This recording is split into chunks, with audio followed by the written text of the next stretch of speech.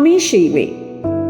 বাসে, ট্রেনে, রাস্তায় আপনি যাকে রোজ দেখেন, যার শাড়ি, কপালের টিপ, কানের দুল আর পায়ের গোড়ালি আপনি রোজ দেখেন, আর আরো অনেক কিছু দেখতে পাবার স্বপ্ন দেখেন, স্বপ্নে যাকে ইচ্ছে মতন দেখেন, আমি সেই মেয়ে।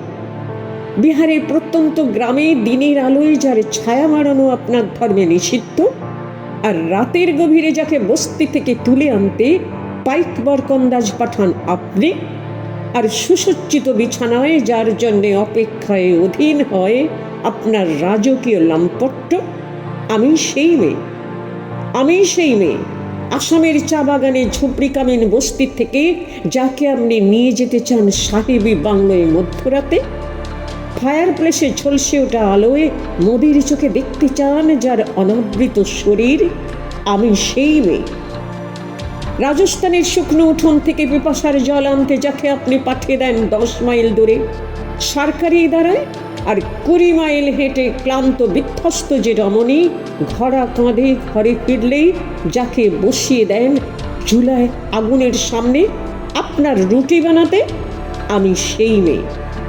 আমি সেই মেয়ে যাকে নিয়ে আপনি মগ্ন হতে চান গঙ্গার ধারে, কিংবা ভিক্টোরিয়ার সবুজে, কিংবা সিনেমা হলের নীল অন্ধকারে, যার চোখে আপনি এঁকে দিতে চান ঝুটা স্বপ্নের কাজল, আর ফুরিয়ে যাওয়া সিগারেটের প্যাকেটের মতো যাকে পথের পাশে ছুঁড়ে ফেলে আপনার ফুল সাজানো গাড়ি শুভ বিবাহ সম্পন্ন করতে ছুটে যায় শহরের পথে।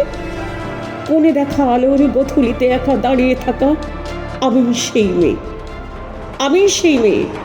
এমনকি দেবতারাও যাকে ক্ষমা করেন না, অহংকার আর শক্তির দম্ভে যার গর্ভে রেখে যান কুমারীর অপমান, আর চোখের জলে কমতে হয়ে নদীর জলে বিসর্জন দিতে হয় কর্ণকে, আত্মজকে, আমি সেই মেয়ে। সংসারে অসময়ে আমি ভরসা। আমার ছাত্র পড়ানো টাকায় মায়ের ওষুধ কেনা হয়, আমার বাড়তি রোজগারে ভাইয়ের বই কেনা হয়, আমার সমস্ত শরীর প্রবল বৃষ্টিতে ভিজতে থাকে, কালো আকাশ মাথায় নিয়ে আমি ছাতা হয়ে থাকি, ছাতার নিচে সুখে বাঁচে সংসার। আপনারা আমার জন্য অনেক করেছেন, সাহিত্যে, কাব্যে, শাস্ত্রে, লোকাচারে আমাকে মা বলে পুজো করেছেন, প্রকৃতি বলে আদিক্ষেতা করেছেন, আর শহরগঞ্জের কানাগলিতে ঠোঁটে রং মাখিয়ে কুপি হাতে দাঁড় করিয়ে দিয়েছেন। হ্যাঁ, আমি সেই মেয়ে। একদিন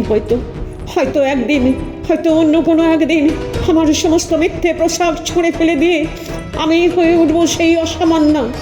খোলা চুল মেঘের মতো ঢাকবে আমার খোলা পিঠ, দু চোখে জ্বলবে ভীষণ আগুন, কপাল ঠিকরে বেরোবে ভয়ঙ্কর তেজ রশ্মি, হাতে ঝলসে উঠবে সেই খড়গ, দু পায়ের নুপুরে বেজে উঠবে রণধুন্দবী, নৃশংস অট্ট হাসিতে পড়ে উঠবে আকাশ। দেবতারা আতঙ্কে স্তব্ধ হয়ে বলতে থাকবেন, মহামেঘ প্রভাং ঘোরাং মুক্তকেশিং চতুর্ভুজাং কালিকাং দক্ষিণাং মুন্ডমালাং বিভূষিতাং। বিভৎসতা বানালের মতো আমি এগিয়ে যেতে থাকবো, আর আমার এগিয়ে যাবার পথের দুপাশে মুন্ডহীন অসংখ্য দেহ ছটফট করতে থাকবে।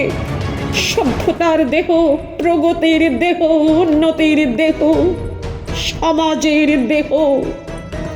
হয়তো আমি সেই মেয়ে, হয়তো বা